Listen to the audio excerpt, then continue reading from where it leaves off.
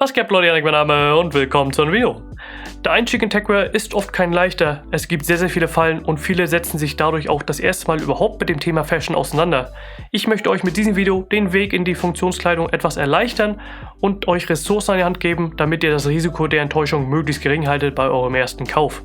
Wenn ihr mehr solcher Guides sehen wollt, lasst ein Like da und vergesst natürlich das Abo nicht für mehr Techwear und Fashion Content. Fangen wir auch gleich schon mit Tipp Nummer 1 an, und zwar kenne den Unterschied zwischen Techwear und #Techwear. Der Grund, weswegen viele anfangen, sich für dieses Thema zu interessieren, sind wahrscheinlich die coolen Bilder, aber auch Videos, die man bei Instagram und TikTok sieht. Ich denke, die meisten von uns sind dadurch in dieses Genre reingerutscht. Nach einer gewissen Zeit entsteht dann aber eine Verwirrung, wenn man die Videos von mir, This is Antoine, Rui, aber auch anderen Leuten sieht und dann langsam merkt, irgendwie gibt es so diese zwei Arten von Techwear, einmal die rein ästhetische, also wirklich nur fürs Aussehen, und dann die andere Seite mit einer Kombination aus Funktion, Qualität, aber natürlich auch Aussehen. Ich werde jetzt nicht darauf eingehen, welche der beiden Seiten besser ist, wieso und warum. Das ist für ein anderes Video geplant. Aber seid euch bitte bewusst, dass es bei #Techwear nur sehr wenige Möglichkeiten gibt, diesen Look in guter Qualität zu bekommen, als auch alltagstauglich zu machen. Ich blende euch hier nochmal ein Video von This is Antoine ein. Da hat er seine Meinung zu dem ganzen Thema wirklich sehr gut rübergebracht.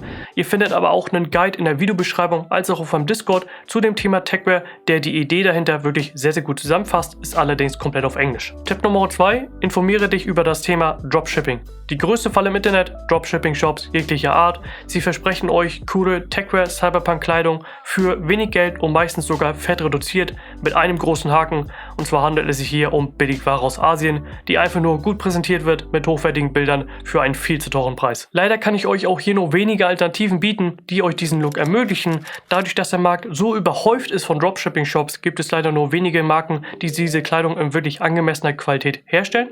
In meinem Video 10 Marken für Einsteiger nenne ich euch ein paar Möglichkeiten. Das Video findet ihr natürlich in der Beschreibung. Ansonsten hat der gute Instant Noodle aka Daniel einen Guide geschrieben, wie man Dropshipper-Ware möglichst schnell erkennt. Den bitte unbedingt durchlesen, der ist wirklich sehr gut. Tipp Nummer 3. Sei dir bewusst, was du haben willst oder was du brauchst.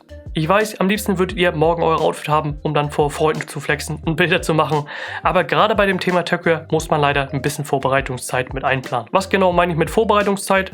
Bevor ihr einfach drauf loskauft, macht euch wirklich mal Gedanken und stellt euch die Fragen, was brauche ich eigentlich? Brauche ich eine Hose, eine Jacke, Shirt, Schuhe? Was für ein Aussehen soll das Ganze haben? Wie viel möchte ich pro Stück ausgeben? Was für Funktion soll das Ganze haben? In welchem Wetter möchte ich es tragen? Das sind wirklich alles Fragen, die man sich vorher stellen sollte, bevor man einfach drauf loskauft. Weil dann kann es gerne mal passieren, man kauft etwas und merkt dann, ja nee, irgendwie sieht das doch nicht so cool aus wie auf den Produktbildern. Dann kann man es immer noch zurückschicken. Oder der schlimmere Fall, man kauft es, trägt es ein paar Wochen, merkt dann, ja nee, irgendwie sieht das doch nicht so cool an mir aus. Und dann kann man es gar nicht mehr zurückschicken und muss im schlimmsten Fall an andere Leute weiterverkaufen. Deswegen stellt euch bitte vorher die Fragen und lasst euch nicht auf Impulskäufe ein. Falls ihr wirklich von Null anfangt, heißt ihr habt wirklich gar nichts in eurem Kleiderschrank, was ihr irgendwie in den Techwear-Outfit einbringen könnt, dann empfehle ich euch, mit einer Hose anzufangen. Jacken sind meistens nicht nur deutlich teurer als Hosen, sondern auch weniger vielseitig. Hosen können wirklich ein Outfit schon komplett anders aussehen lassen und sehr schnell diesen Techwear-Vibe verpassen. Da reicht wirklich schon zum Beispiel eine G-Star Cargo. Allgemeine Inspiration für sowas findet ihr bei Reddit, aber auch bei Instagram. Für beides verlinke ich euch Profile einmal in der Beschreibung. Da einfach mal schauen, okay, welche Größen, Texturen, Muster, Farben, Stoffe funktionieren wirklich gut miteinander und was sieht gut aus. Eine umstrittene Methode, die man aber auch definitiv machen kann, sind Outfits wirklich 1:1 zu kopieren. Also wenn ihr etwas seht, wo ihr sagt, Alter, das sieht absolut insane aus, dann könnt ihr euch theoretisch die genau gleichen Sachen kaufen, in euren Größen natürlich, und dann tragen. Dadurch kann man auch ein Gefühl dafür bekommen, was gut miteinander funktioniert. Damit kommen wir auch schon zu Tipp Nummer 4, und zwar kauft euch, wenn es geht, kein ganzes Outfit, sondern nur einzelne Stücke.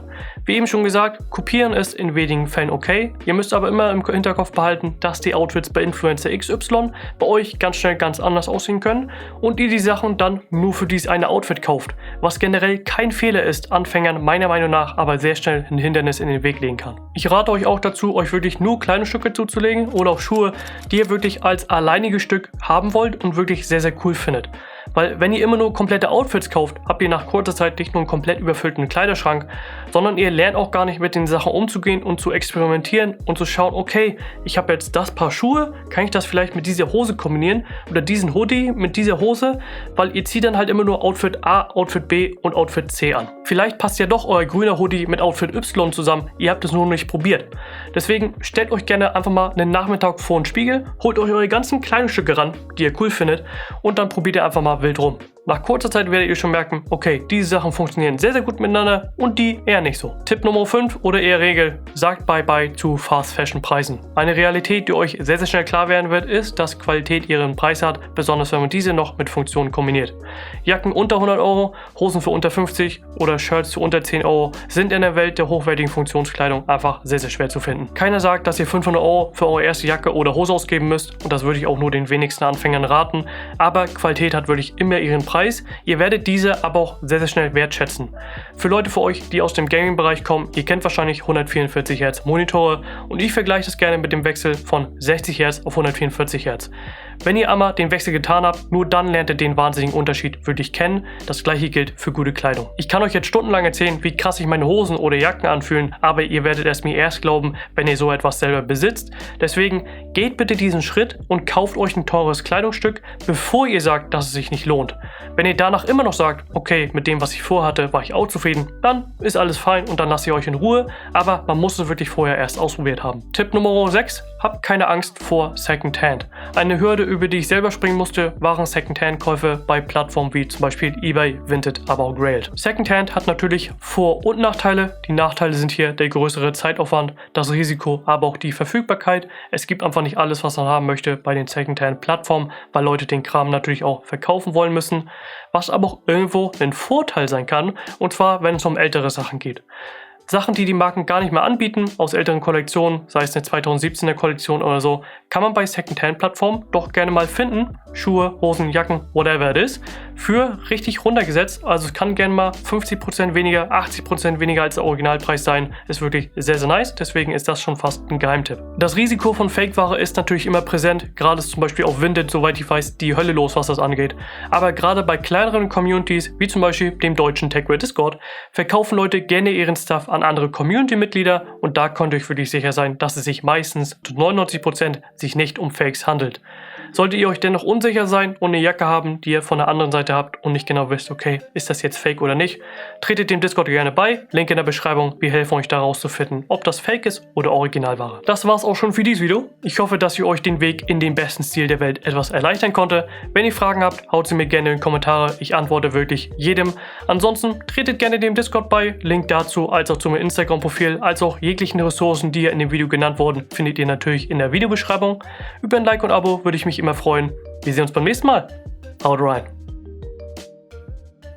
Jojo, vielen Dank natürlich an die Kommentare unter dem richtig nicen Suicune-Review. Und zwar sind es einmal Mr. Torge, aka Grandlos, danke, Tenjin, A, Nina und Nameless. Hier vielen Dank an euch, Leute. Kleiner Teaser für Mitte bis Ende Juli, und zwar DIY. Haltet die Augen offen auf Discord, als auch in dem YouTube Community Tab. Da wird auf jeden Fall was kommen. Wir sehen uns. Haut.